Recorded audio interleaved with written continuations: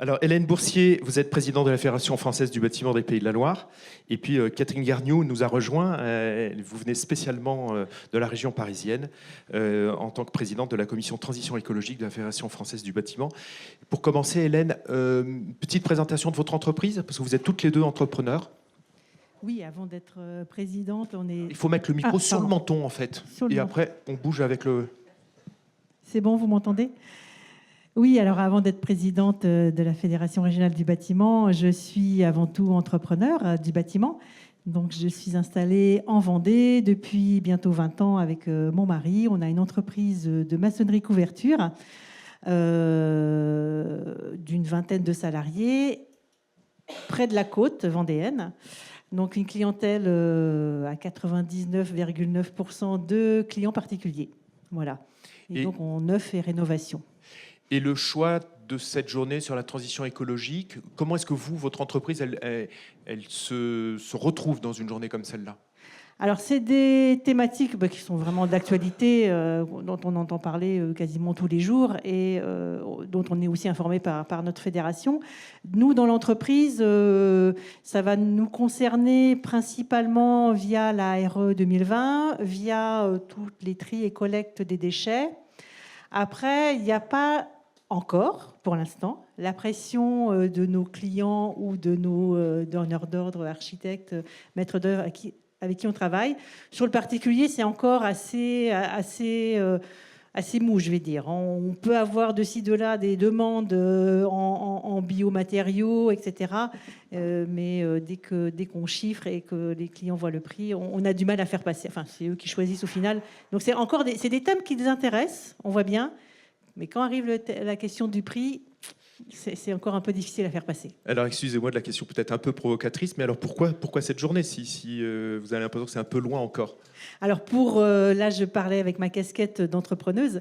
Si je reprends ma fonction de présidente de fédération, effectivement, si moi, ça ne me concerne peut-être pas encore, mais ça va me concerner dans mon entreprise. J'ai d'autres collègues qui sont très, très concernés dans leur activité, soit parce qu'ils ont une sensibilité particulière sur la thématique, soit parce que ça vient des demandes des architectes, des collectivités locales, etc. Il y a aussi, c'est ce qui nous fait aussi avancer, c'est qu'on a aussi la demande et des attentes au niveau de nos donneurs d'ordre. Alors, on aura l'occasion de le dire toute la journée, mais qu'est-ce que la Fédération française du bâtiment fait pour ses adhérents et pour la filière sur ces questions ? Déjà, on organise des journées sur la transition écologique, une journée comme aujourd'hui.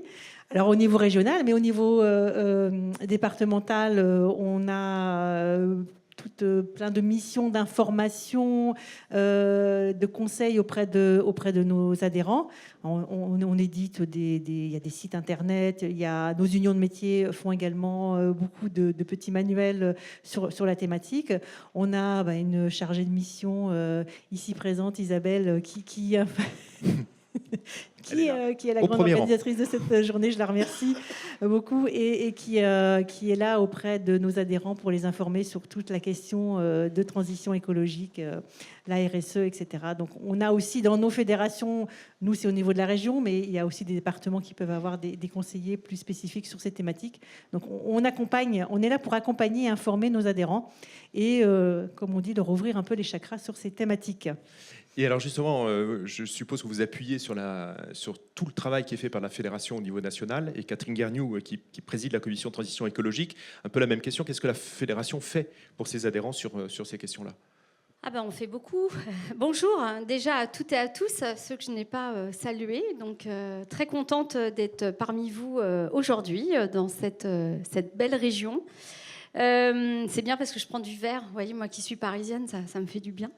Alors, que fait la fédération ? Elle fait beaucoup de choses. En fait, déjà, on a une action de lobbying au niveau des pouvoirs publics. On négocie beaucoup, même si on n'arrive pas toujours à nos fins. Il faut être honnête. Mais en tout cas, il y a un travail du quotidien. Déjà avec les équipes, on a la direction des affaires techniques est vraiment en charge de tout ce qui est transition écologique et RSE, je tiens à le préciser.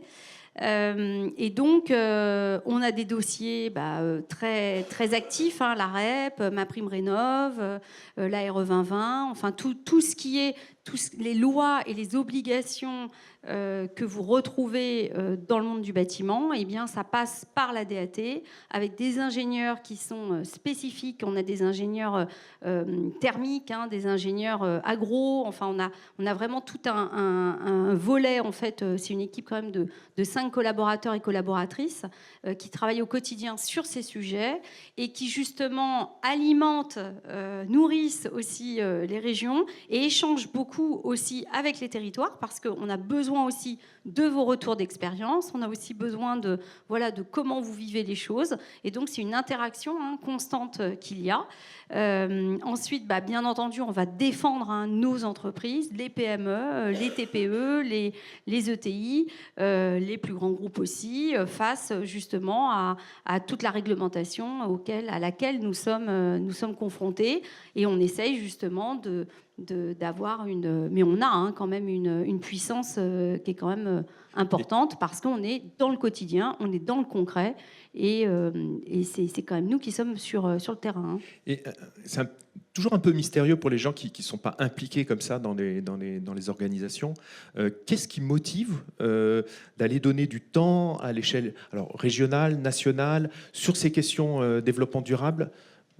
Hélène ? Oui, vas-y, Hélène. Oui. On voit bien les enjeux pour nos entreprises, que ce soit au niveau de formation du personnel, des enjeux économiques pour obtenir ces marchés. Donc c'est très important que nous, on soit les interlocuteurs entre l'administration, parce qu'au niveau régional, on est très en relation avec l'ADEME, avec le conseil régional, l'ADREAL, etc. L'ADREAL qui est représenté aujourd'hui, le conseil régional qui est là aussi. Voilà, et je les remercie de leur présence aujourd'hui à nos côtés. Donc on a ce rôle d'intermédiaire entre faire remonter les données du terrain, entre guillemets, de nos entreprises, qu'est-ce qu'elles vivent au quotidien, face à des lois qui peuvent nous tomber dessus sans qu'on sache trop comment les adapter. Donc on essaie d'être vraiment l'interlocuteur entre les deux. Voilà. Alors en même temps, j'ai envie que vous présentiez un peu votre entreprise et j'ai envie de comprendre qu'est-ce qui fait que vous êtes impliqué comme ça dans quelque chose qui est très éloigné du terrain, en fait, au bout du compte. Alors, moi, en fait, j'ai repris l'entreprise familiale il y a maintenant 20 ans. Elle a 40 ans cette année. J'étais pas du bâtiment. J'ai une formation de biochimiste et de biologie moléculaire. J'ai fait une école de commerce international. Voilà, j'avais pas spécialement et j'avais même pas spécialement l'envie de rentrer dans l'entreprise familiale. Et puis ça s'est fait comme ça par le hasard. Et je pense que on est aussi bon nombre ici d'entrepreneurs peut-être à avoir eu aussi cette même. On en parlait hier soir, concours de circonstances parfois. Et en fait, moi, rapidement, j'ai repris seule l'entreprise qui avait été créée par mes parents.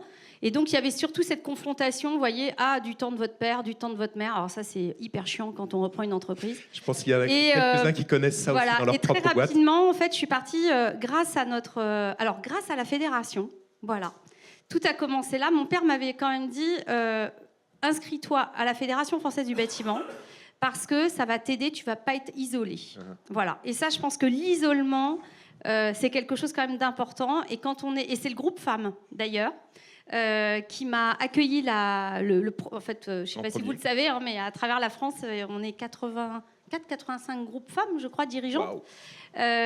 Et en fait, c'est le premier groupe qui m'a accueilli et où ça m'a permis de rencontrer Constructis, voilà, l'OPPBTP, des choses que vous connaissez, mais la SMA, la ProBTP, voilà, je fais de la pub en même temps. Je vous donnerai mon RIB après. On a Constructis avec nous aujourd'hui. Non mais oui, je l'ai vu tout à l'heure. Et non, mais plus sérieusement, on a commencé une démarche compétences. Et en fait, je pense que là, ça a été quelque chose qu'on a ancré tout de suite. Je vais en venir à votre question. Même si je suis de la ville de Georges Marchais, je vous promets, Alors, petite anecdote, parce que je disais en préparant avec Isabelle, je me doutais que Catherine serait un peu... oui, il faut m'arrêter parfois. Venant de la commune de Georges Marchais, qu'elle avait pris... je ne suis pas de la même génération. Voilà.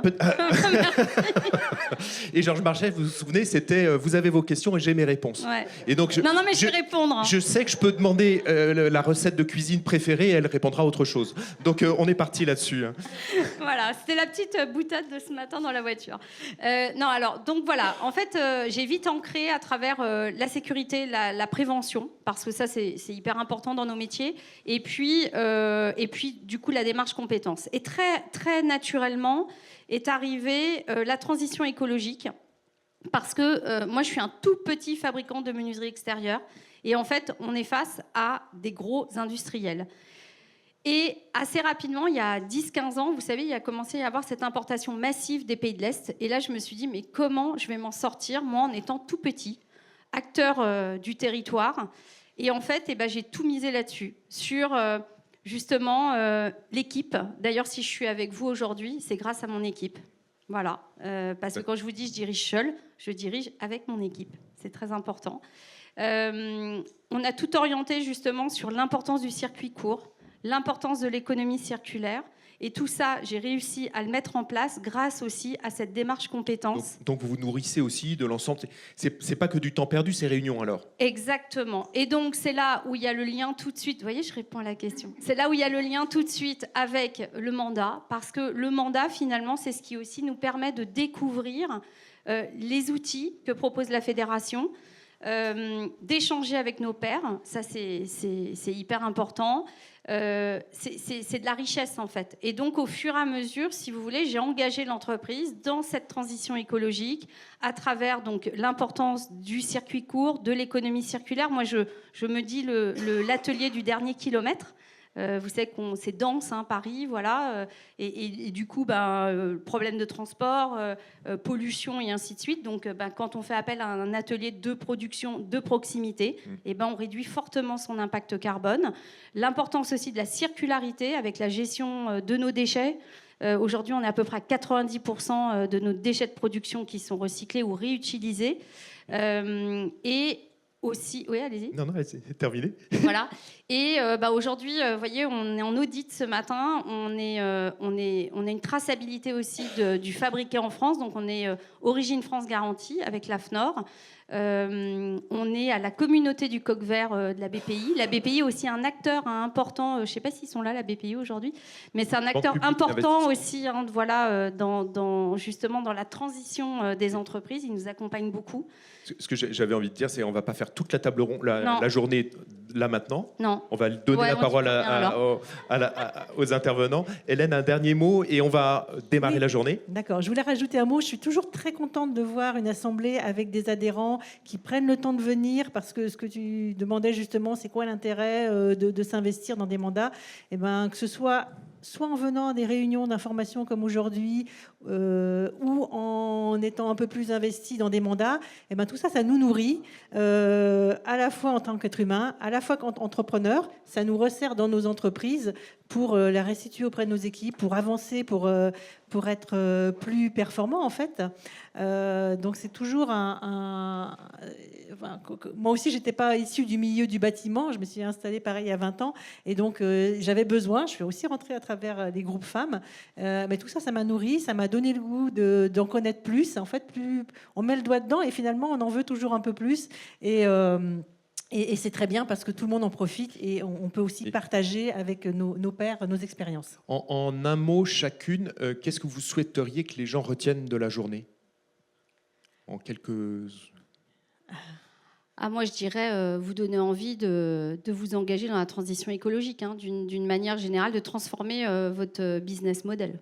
Voilà, vraiment d'aller vers un mode à chacun à travers vos métiers, mais d'aller sur quelque chose de plus vertueux et de réaliser en fait que ce qui est plus vertueux ne vous fait pas diminuer en fait votre économie. Au contraire, enfin votre business model et votre mode économique va rester au contraire brillant et vous allez voir, enfin même les marges vont être meilleures, parce qu'un chiffre d'affaires c'est une chose, mais nous ce qui nous intéresse c'est la marge, et vous allez avoir une valeur verte aussi de votre entreprise, et ça j'espère que vous allez repartir avec en tout cas on va semer quelques graines et que ça va vous donner envie de les faire pousser. Voilà.